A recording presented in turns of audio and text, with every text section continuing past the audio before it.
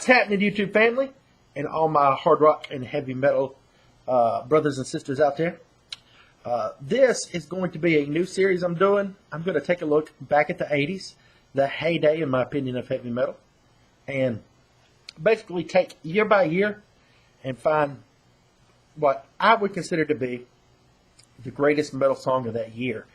And a lot of factors are going into it, including, not only the song itself, but the lyrics and the impact that it had on the metal or hard rock community as well.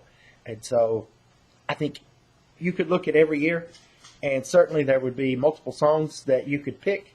But these are going to be the ones that I consider to be the best song of that year. And response, I'd love for you to comment or do a video response to what you consider to be the best song of that year.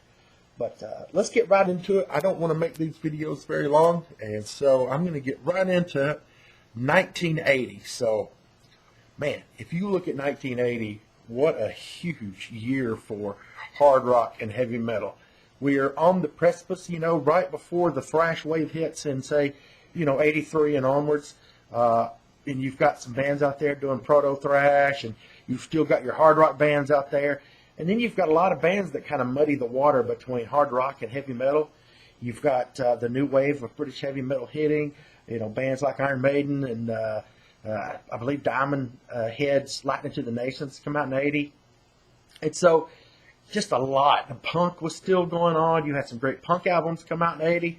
But if I focus this just on hard rock and heavy metal, there's still so many contenders out there. You've got Ozzy Osbourne, Crazy Train, which would be my runner-up for 1980s Metal Song of the Year. You got AC/DC. You've got, I think I mentioned Diamond Head earlier, just so many great albums that come out in 1980. But the song that I would consider to be the greatest metal or hard rock song of 1980 is going to be Motorhead's Ace of Spades. And why do I pick that?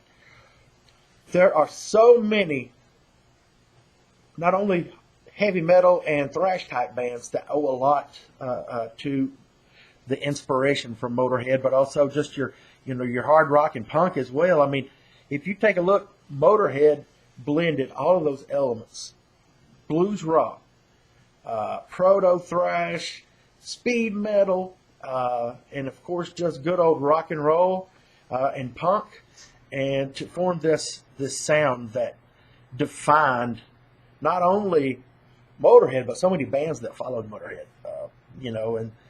Where would a lot of bands be without Motorhead? They probably wouldn't exist.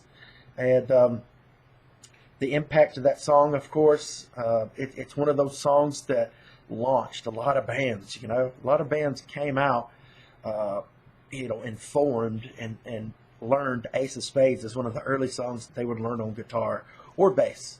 Of course, the song starts out with that overdrive, that bass-driven overdrive at the beginning, and just, wow. I mean, it just pummels you from first to last. Of course, the song and its lyrical content. Lemmy, of course, used a lot of references to card games and stuff like that. But it was a recipe that, of course, Motorhead would stick with for pretty much their whole careers. And, the only downside, really, Motorhead and AC/DC get, a lot of people think that, their songs are kind of the same songs, or, a lot of the same sounds over that. But where it works for AC/DC, it also works for Motorhead. I mean, it's a signature Motorhead sound. You've got Lemmy's bass, which was a signature sound, and then, of course, his vocals. And then you've got Lemmy, larger than life. Lemmy, God bless him, just one of the great rock and roll, metal, hard rock heroes. So that's going to be my response for 1980. Let me know what you think about my choice. Again, first runner-up on this year would be Crazy Train, and it's a hard year to pick. AC/DC, of course, Hell's Bells would probably be number 3. I could go on and on, but I'm going to try to keep the video short.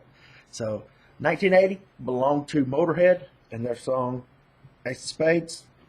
Thanks for watching, and I'll be doing 1981 real soon, so stay tuned. Bye. Parley out.